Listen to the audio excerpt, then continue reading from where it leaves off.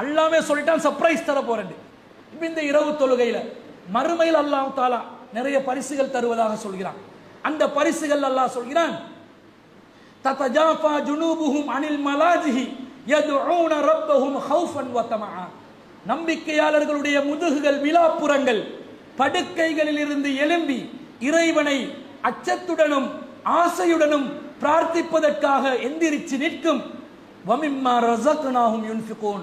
அது மட்டுமல்ல, அவர்களுக்கு இறைவன் வழங்கிய ரிஸ்கிலிருந்து நல்வழியில் செலவழிப்பார்கள். இத்தகைய நல்லடியார்களுக்கு ஃபலா தஅலமு நஃப்ஸுன் மா உஃபிய லஹும் மின் குர்ரத்தி அயுனின் ஜஸாஅம் பிமா கானூ யஅமலூன். அவங்க செய்கிற இந்த அமலுக்காக வேண்டி மறுமையில் நான் மறைத்து வைத்திருக்கின்றேனே பரிசுகள், அந்த பரிசுகளுடைய கண் குளிர்ச்சியை எந்த ஒரு ஆத்மாவும் அறியாது. அந்த அளவுக்கு கண் குளிர்ச்சி மிகுந்த பரிசுகளை இரவு தொழுகைக்காக நான் மறுமையிலே தயாரித்து வைத்திருக்கிறேன் என்று அல்லாஹ் சொல்கிறான். அல்லாமே சொல்லிட்டான் சர்ப்ரைஸ் தர போறேன்.